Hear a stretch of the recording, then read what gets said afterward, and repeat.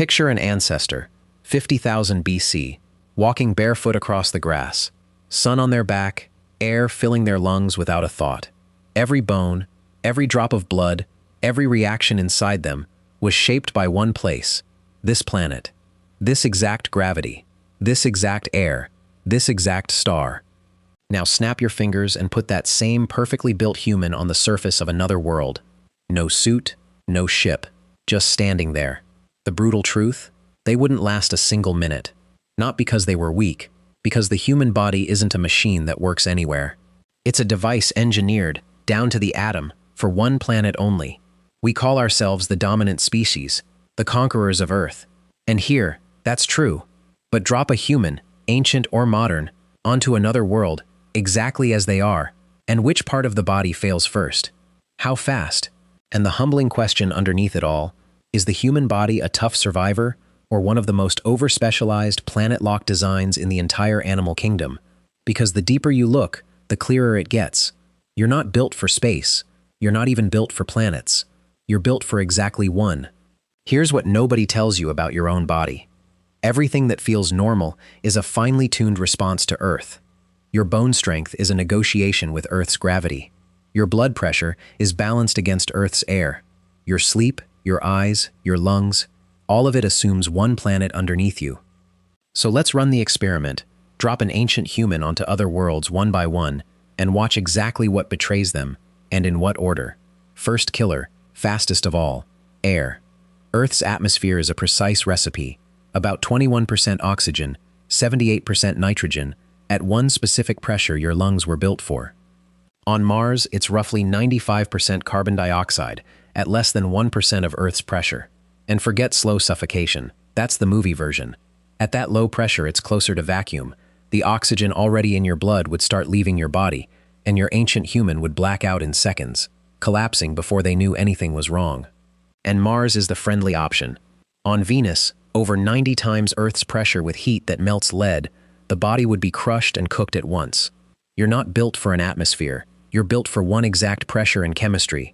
And nearly every world breaks both instantly. Say we give them perfect air. Now gravity comes for them, slower, but it warps the body. Your bones are dense, your heart is strong, your balance is calibrated, all to fight Earth's exact pull. We know what low gravity does, because astronauts live it. In microgravity, bones can lose 1 to 1.5% of mass per month. Muscles waste, the heart weakens, and fluid shifts up into the head, even reshaping the eyeball and harming vision. Years on a low-gravity world would slowly remodel your ancient human into something weaker that could likely never return to Earth without being crushed. Flip it to a super-Earth with double the gravity, and every step feels like carrying another person. Every fall twice as deadly, the skeleton straining under a load it was never built for. Your body works in Earth's gravity, not gravity. Now a killer they can't even see. On Earth, 2 invisible shields protect you. The magnetic field from our molten core, deflecting charged particles from space, and our thick atmosphere, absorbing the rest. Together they've guarded life for billions of years. Every ancestor you've ever had. Mars lost most of its magnetic field and has almost no atmosphere, so the surface is bombarded with radiation far beyond anything on Earth, sharply raising cancer and cell damage risk. Your ancient human evolved inside that shield. Their DNA assumes the protection is there. They have no defense, because nothing on Earth ever needed one. We were raised inside a fortress so complete we forgot it existed. Subtler, but mind-bending, change their star. Every human runs on a circadian rhythm, a roughly 24-hour clock controlling sleep, hormones, temperature, mood, tuned over millions of years to Earth's day and sun. A day on Mars is close, about 24 hours 39 minutes. But on Mercury, sunrise to sunrise lasts about 176 Earth days. Imagine a 24-hour body facing months of daylight, then months of dark. The sleep cycle collapses, hormones go haywire. And it's the light itself too. Under a red dwarf, dimmer and redder, your eyes, body clock, and even vitamin D production would fall apart. Your ancient human wouldn't just be on the wrong planet, they'd be under the wrong sun. And even if you solved all that, 1,000 hidden details remain. Body temperature holds near 37 degrees Celsius, with only a few degrees of room, while most worlds are hundreds of degrees too hot or cold. The trillions of gut bacteria keeping you alive are all Earth native. Even the ground betrays them. Mars soil is laced with toxic perchlorates, poisonous to touch or farm untreated. The body isn't making a few assumptions about its world.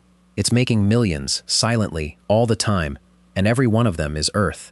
Your ancient human isn't a creature that happens to live on Earth.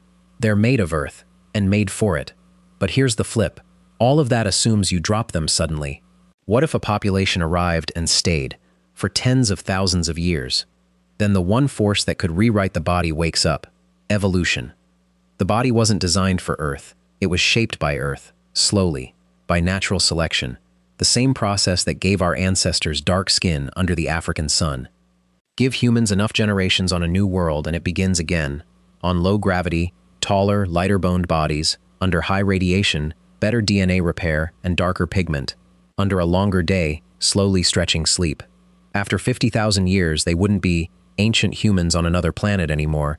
They'd be a new human-descended species that might not survive on Earth at all.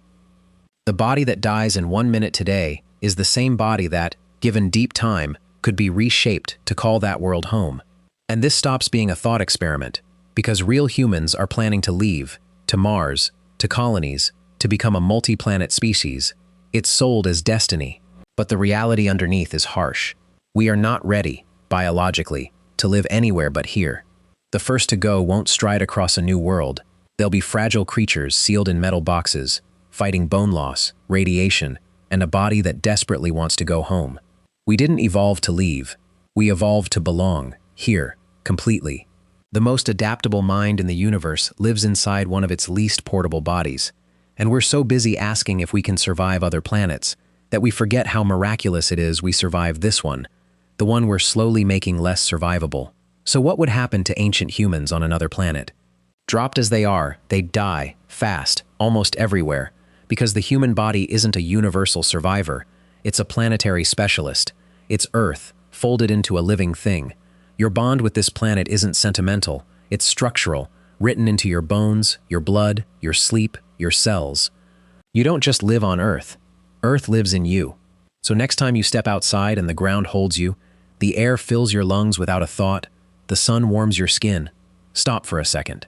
You're standing in the one place in the known universe where your body can simply exist without fighting for its life. Gravity, air, light, pressure, shielding, all exactly right, because you were built here, by here, for here. That ancestor on the grass 50,000 years ago felt the same perfect fit and never questioned it. We dream of red planets and alien suns, and forget we're already standing on the only world that ever fit us. You're not just on your home planet, you're wearing it.